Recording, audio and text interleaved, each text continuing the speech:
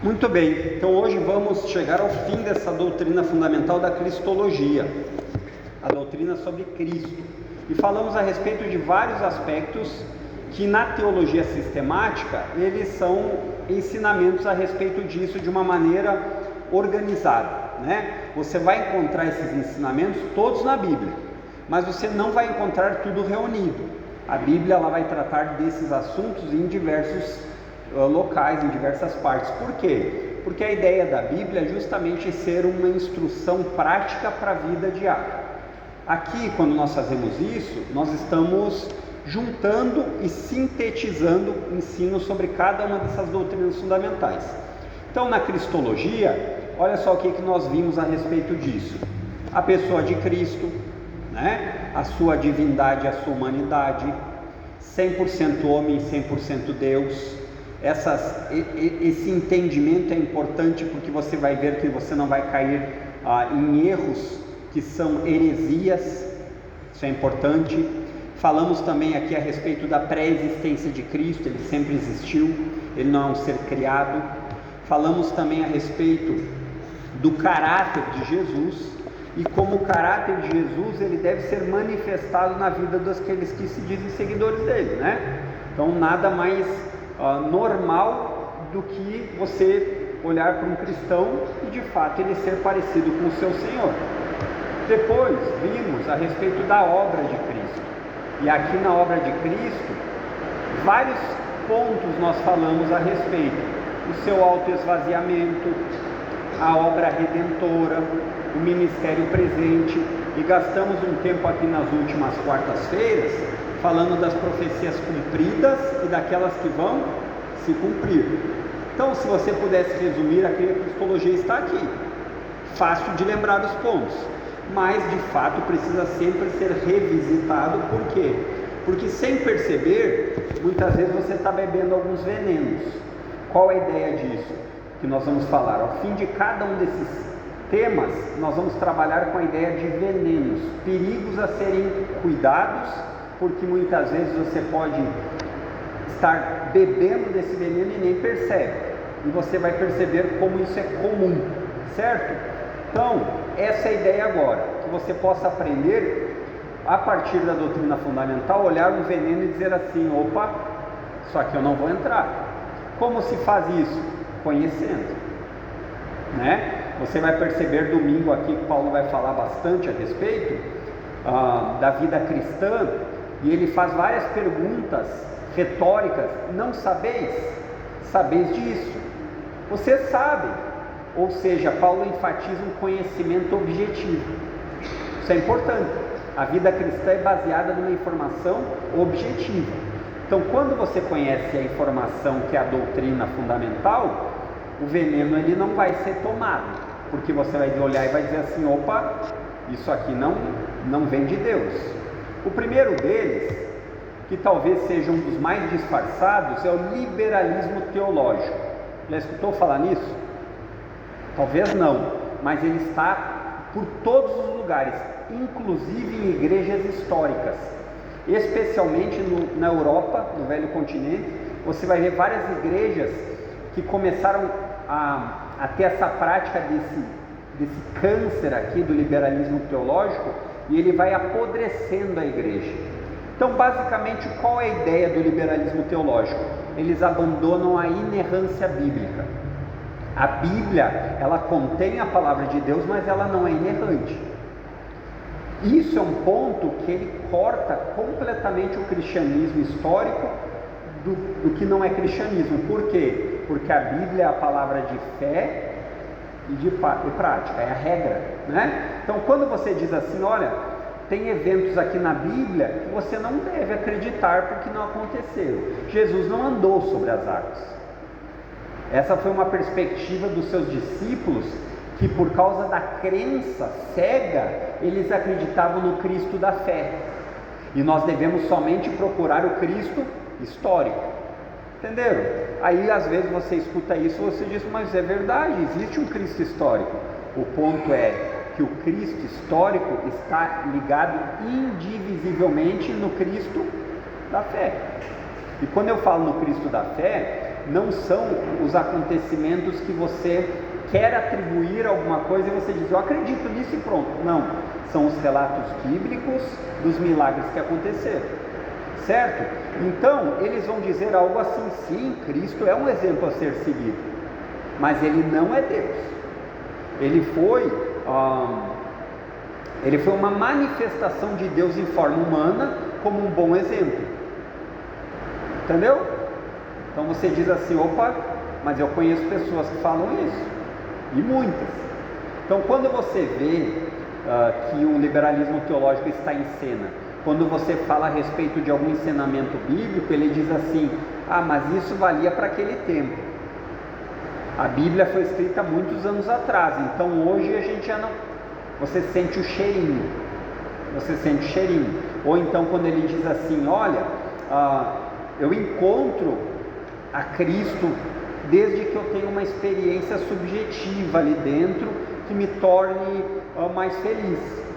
Isso é cheirinho de liberalismo teológico. Então quando eu falo isso, irmãos, não pense que não são pessoas estudiosas, são e são bastante. Qual é o problema? O estudo, ele se torna apenas matéria de conhecimento para aumentar seu conhecimento. Ele não tem a intenção de ser um conhecimento que vira uma vida na prática. Isso é liberalismo teológico, certo?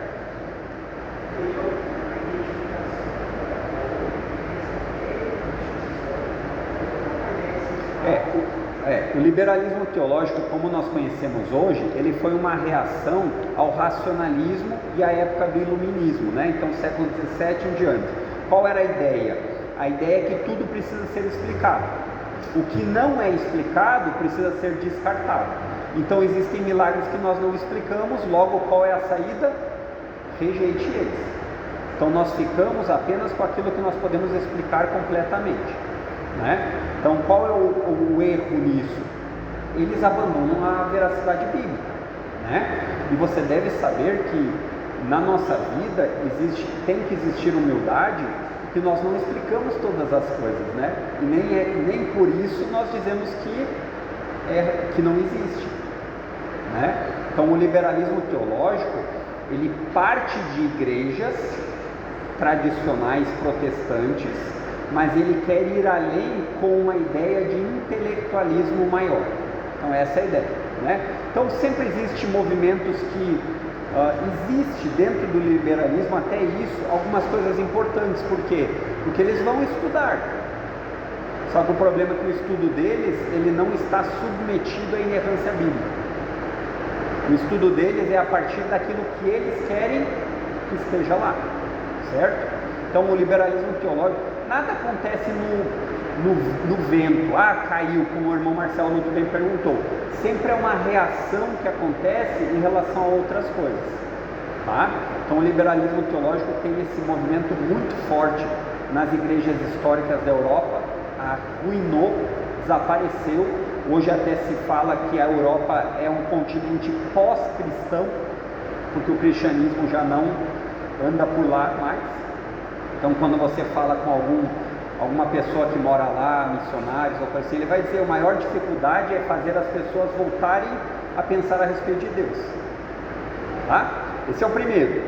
Tem vários desdobramentos, tá, queridos? Aqui eu não consigo abordar todos eles, mas basicamente a ideia do liberalismo é o seguinte: liberalismo de liberal, teológico de teologia. Então é uma teologia que abre mão de preceitos. Então a ideia do liberalismo teológico é: a Bíblia não é inerrante, e sendo assim Jesus não é Deus. Jesus não é Deus.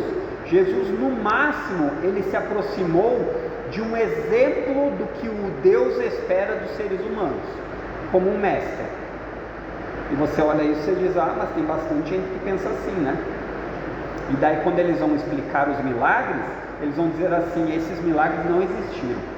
Foi a narrativa de pessoas equivocadas ou que acreditavam cegamente que viam coisas, entendeu?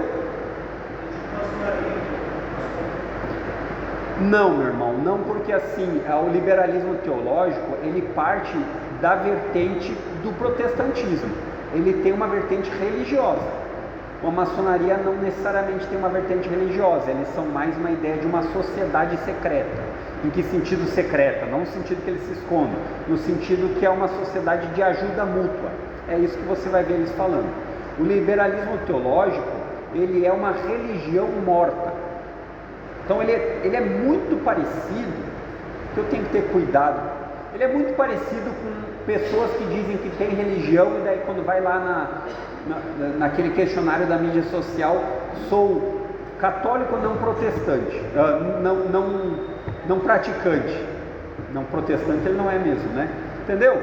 Vidas de pessoas que não vivem uma vida espiritual, elas vivem uma vida apenas de moralidade, de certo e errado, e aí elas acabam a parte toda espiritual da Bíblia, elas deixam de lado, e elas atacam o princípio básico da divindade de Jesus. Isso é inegociável. O que é uma seita? Uma seita é um tipo de religião, se dá para se dizer isso, que ataca os princípios fundamentais das doutrinas fundamentais. Então, como nós sabemos o que é uma seita ou uma heresia? Pense nos pontos cardeais. Quem é Cristo? Existe trindade? Quem é Deus? Pecado? Como é a salvação? A salvação precisa? Esses são os pontos cardeais, tá? Então, de repente, dá para a gente brincar aqui depois a respeito de alguns encontros a respeito de seitas e heresias, né? Eu sei que os irmãos já tiveram essa matéria, né? Então dá para a gente trabalhar mais a fundo com isso, de repente, depois, tá? Aqui a ideia é só de você pensar. Então, se eu tiver que pensar no liberalismo teológico, o que eu vou pensar? Eles não acreditam em Cristo como Deus e eles abandonam a inerrância da Bíblia. Pronto. Então, quando você vê uma pessoa negociando a Bíblia, dizendo assim, mas a gente tem que saber que a ciência vale mais do que a Bíblia. O que ele está dizendo é assim, não é que a ciência vale mais que a Bíblia não tem valor, né? E aqui era um outro debatezinho bom. A gente não rejeita a ciência, mas toda a ciência bem explicada e toda a Bíblia bem interpretada, elas fazem parte porque elas vêm do Deus da verdade, né? Então nós não temos medo disso. Então, em segundo lugar, e aqui talvez seja uma religião bastante praticada no Brasil, é o espiritismo. Então o espiritismo, de novo, o que vai atacar? Divindade de Cristo. Jesus não é Deus, mas ele é um espírito que evoluiu. Então ele é uma espécie de guia para você. Você segue Jesus porque ele conseguiu evoluir.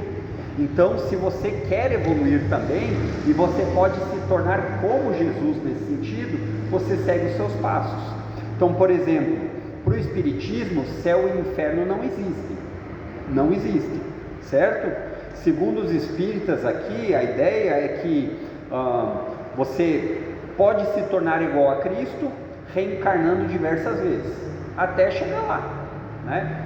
Existem várias contradições, inclusive de que a ideia de que você paga o que você está fazendo, você fez algo errado numa reencarnação passada, então nessa aqui você está sofrendo, você merece. Mas a contradição é, então, por que nós ajudamos essa pessoa se ela de fato precisa pagar pelo que ela fez? Isso é uma contradição, absurdo, né?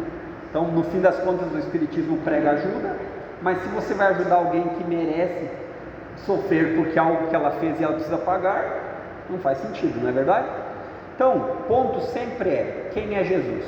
Então você vai ver espíritas falando de Bíblia, você vai ver espíritas falando de Jesus. O problema é quando a gente pergunta que Jesus é esse. Esse sempre é o ponto. Eu tive uma conversa uma vez no meu trabalho com uma amiga espírita, e inclusive ela praticante e tudo mais, tinha acho que uns 20 gatos, porque ela acreditava que ela tinha que ajudar os gatos. Enfim, eles fazem esse tipo de coisa, e eu acho que ajudar os gatos é muito bom, mas não dessa forma.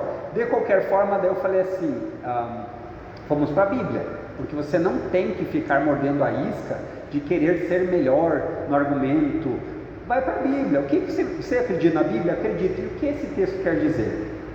Aí então assim eles vão dizer, por exemplo, que existem muitas casas, Jesus já falou, e essas casas são muitos universos, muitos planos espirituais que estão acontecendo, e se você não tiver um pouquinho de leitura bíblica, você embarca, você diz assim, olha só que legal isso daí. Aí eu perguntei para ela o que ela me responderia a respeito de Hebreus, que diz é dado viver e morrer uma só vez, depois disso vem o juízo. Aí ela não quis mais conversar, levantou e foi embora, e desde esse dia não conversamos mais. Porque as contradições precisam ser desmascaradas, mas não num espírito orgulhoso, não na ideia de vou esmagar, mas na ideia de mostrar em amor a verdade para alguém que está cego. Agora, é verdade que você não terá o poder de convencê-lo, mas você tem o poder de demonstrar. É isso que nós temos que estar preparados, certo? Então, o mais surpreendente disso é que você vai ver que eles vão dizer assim: eu sou um seguidor dos ensinamentos de Cristo. Você vai ver isso, você vai ver com frequência isso. Então não se engane, esses ensinamentos que eles vão falar são coisas a respeito de coisas importantes como fazer o bem ao próximo, e isso faz parte. Mas qual é o objetivo de fazer o bem ao próximo? Né? Então esse é o ponto, certo? Até aqui, beleza? Depois nós temos um outro bem famoso aqui, que são as testemunhas de Jeová. E qual é o ponto principal aqui sempre? Quem é Cristo? Isso vai dividir as coisas. Quem é Cristo?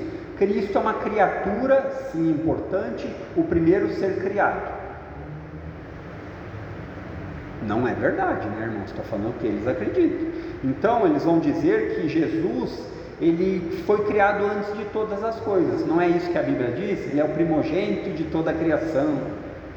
Não é isso que a Bíblia diz. O texto não quer dizer isso, mas um texto fora do seu contexto vira heresia, né? Então, surpreendentemente, as maiores heresias vêm da Bíblia. Então a Bíblia ensina heresias? Não, textos fora de contextos que viram esse tipo de loucuragem. Então, eles vão dizer que Jesus viveu como uma criatura, um ser evoluído, espiritual, é um exemplo, mas eles vão também dizer que outras perguntas o que Jesus veio fazer, para que ele fez para que ele morreu, né? Como cristãos nós dizemos, ele morreu para nos salvar dos nossos pecados. Essa é uma boa pergunta, né? Por exemplo, por espírita essa pergunta não cola, porque ele vai dizer que não existe isso, né? Não existe isso. Para o testemunho de Jeová, ele vai dizer que a ideia até que Jesus morreu, sim, mas que foi apenas um ato humano. Você entende aonde isso vai chegar? Se foi apenas um ato humano, o homem somente não é capaz de resgatar o homem. Porque como é que você vai pagar um preço a Deus? Deus não tem preço a ser pago. Ele precisa de dinheiro? Não. Ele precisa de oferendas? Não. Qual é a única forma de pagar um valor eterno a um ser eterno? Ou todo-poderoso? Por ele mesmo. Essa é a ideia de Jesus morrer. Somente um ser todo-poderoso, o próprio Deus, tem capacidade de pagar o preço de Deus. Interessante isso, né? Isso faz uma divisão bem grande. E você vai perceber que eles não adoram a Jesus. E eles ainda vão lhe dar algumas lições de moral dizendo assim: olha, só adoramos ao único Deus digno e verdadeiro, Jeová. Aí você diz assim: uau, esse pessoal está certo. Aí você tem que dizer para eles: mas eu acho que você não é testemunha de Jeová. Quem é testemunha de Jeová sou eu, porque eu sim creio no único Deus verdadeiro. Já parou para pensar nisso? Então, assim, normalmente as pessoas, eles têm coragem, tem coisas que nós temos que pegar deles, como vergonha na cara. Eles vão nas portas bater. É verdade que a grande maioria é muito mal capacitado, mas eles vão. E eles sempre vão ter esse papo. Eles vão falar assim: você sabe por que o mundo está do jeito que está? Quais são os problemas do mundo? E isso é uma pergunta importante, né? Então eles vão tentar trazer algum alívio e eles vão encontrar portas que querem escutar. O ponto é, longe de Jesus não existe alívio, não existe salvação. Então eles vão dizer assim: olha, Jesus não é Deus, é o Filho de Deus. Em que sentido? No sentido que ele foi criado, por isso que ele é filho, né? Então esse não é um ensino bíblico, nós temos que ter muito cuidado com isso, ok? Beleza?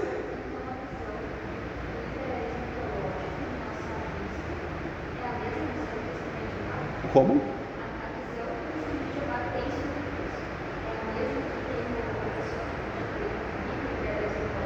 Ah, tá, eu não entendi a mesma. Então, são diferentes porque eles erram por caminhos distintos. Mas se a gente fosse falar a ideia de que eles erram em quem é Jesus, como não sendo Deus, eles erram do mesmo jeito. Mas o liberalismo teológico, ele vai ter uma capa um pouco mais intelectual, enquanto que a Testemunha de Jeová vai afirmar que ela é espiritual, né? Mas qual é o ponto aqui? O ponto é que ambos vão errar no principal, divindade de Cristo. Então, o Testemunha de Jeová, ele é o mesmo que aconteceu lá quando falava-se a respeito da pessoa de Cristo, chamado de arianismo. Ário, um bispo daquelas igrejas, ele dizia que Jesus, ele não era Deus, ele era um homem importante e tudo. Então você vê que muitas centenas de anos antes, a mentira já foi aplicada e depois de um tempo ela só trocou de roupa. Por isso que é importante você entender a história. A história da igreja vai lhe dar, assim, uma capacidade de detecção de erro absurda, porque as coisas que nós vivemos hoje, elas não são novas, elas já aconteceram. Então, por isso que nós, quando nós olhamos a Bíblia, nós não devemos achar que nós estamos, nós somos os primeiros, os que estão pisando na lua pela primeira vez. Não é, não existe nada novo debaixo do sol. Por isso que nós precisamos ter humildade e aprender com aqueles que nos ensinam antes, né? Então isso é bem importante, tá? E por fim aqui é meio que uma junção. Nós poderíamos destacar detalhadamente, mas aqui as junções religiões orientais e nova era. Nova era porque a nova era talvez seja mais ocidentalizada, a que mais pegou uma característica ocidental. Então aqui você vai envolver tudo, Seishonoye, você vai envolver aqui budismo, embora o budismo nem seja uma religião e muitos não sabem, todas essas coisas. A ideia é, tudo é divino, é a ideia de um panteísmo, tá? Tudo que a gente vive tem uma conexão entre si e de certa forma a gente se conecta com isso, e quanto mais você aprende a se conectar, mais você é iluminado até atingir um outro status. E se você se empenhar muito e virar um monge no Tibete, você vai abandonar os prazeres da carne e você vai ser um cara muito mais evoluído. Isso tudo você já viu em filmes, e isso é real. Qual é a ideia que eles vão falar a respeito de Jesus? Jesus foi um ser que alcançou esse estágio do nirvana, de totalmente zen, né? Então assim, qual é o problema com isso? O problema com isso é que, em primeiro lugar, é impessoal. Essas religiões orientais, a nova era, elas não têm pessoalidade. Não existe um Deus, é uma energia cósmica. Então todo mundo está meio que envolvido nessa energia cósmica. Você tem que saber andar nessa onda, né? Então o horóscopo, você vai ler isso, né? Você vai ver isso. O cristianismo é uma religião pessoal. Deus é um Deus pessoal que se relaciona com pessoas.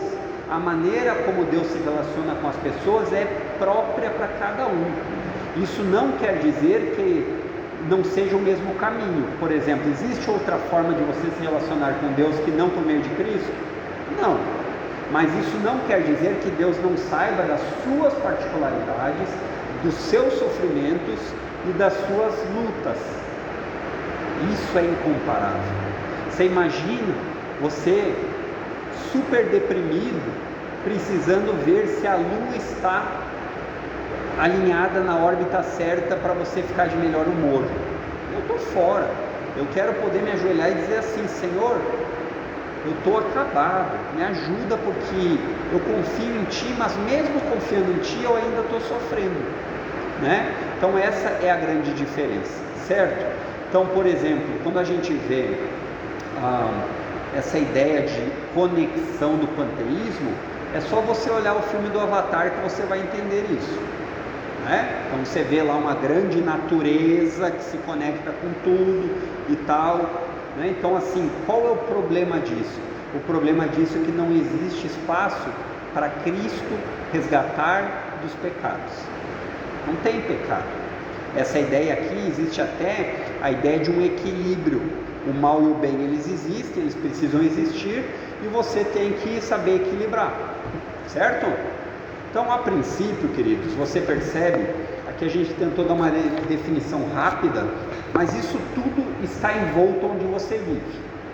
Você se relaciona com alguma dessas coisas com desdobramentos diferentes. Por exemplo, a religião da nova era, talvez ela não vai ser exatamente com isso, ela é bem mutante.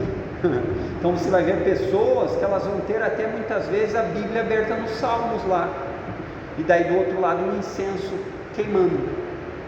É assim. Então essas coisas a gente tem que olhar e dizer assim: veneno, veneno. Daí você chega lá e derruba tudo e quebra. Não, longe disso. Mas você tem que estar preparado com coragem e sabedoria para defender a sua fé. Você não vai dizer coisas do tipo assim: que bom que você se achou, porque o que importa é a gente ser feliz. Você não vai. Você não vai num velório e dizer assim: agora ele descansou e era um ímpio. Não descansou.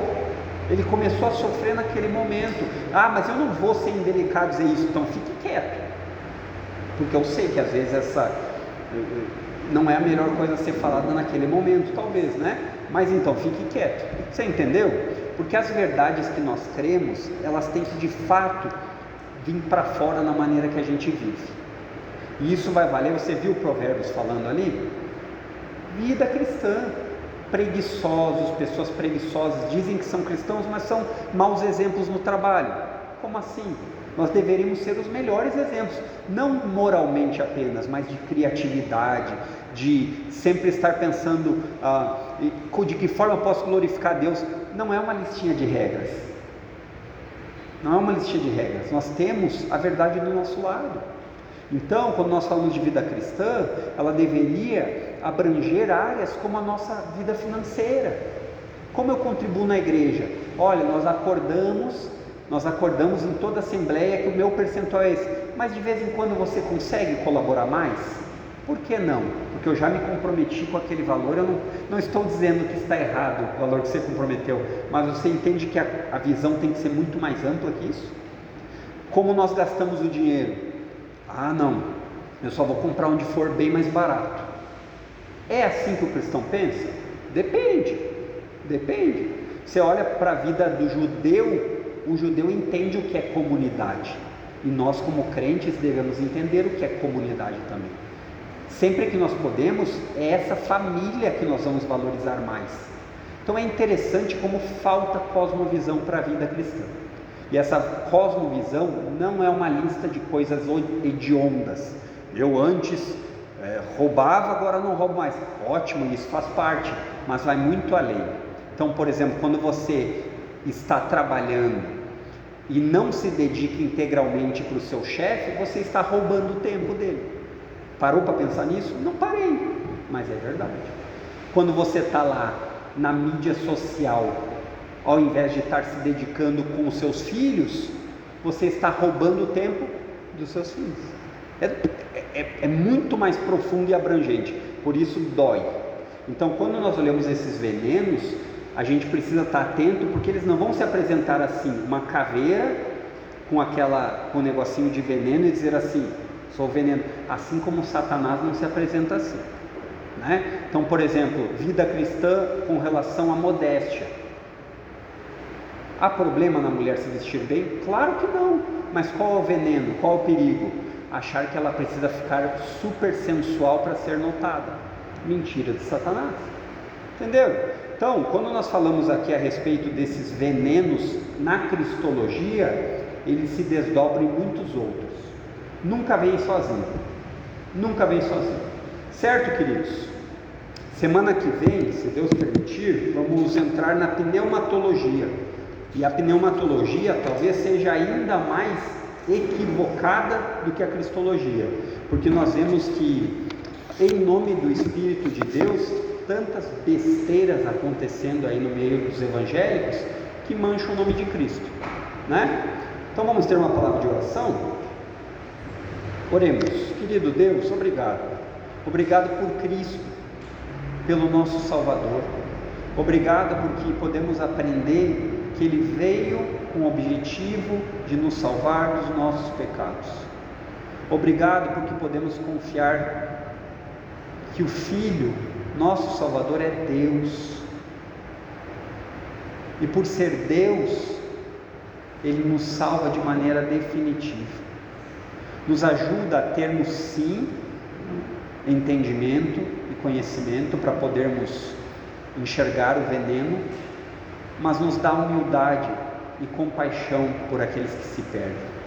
Que o Senhor nos dê sempre um espírito manso e humilde para falar a respeito de Ti, e que o Senhor nos lembre sempre que não é uma disputa para ver quem é melhor num debate, mas se trata a respeito de proclamar a verdade em amor. Esse é o nosso desejo e a nossa oração. Amém, queridos.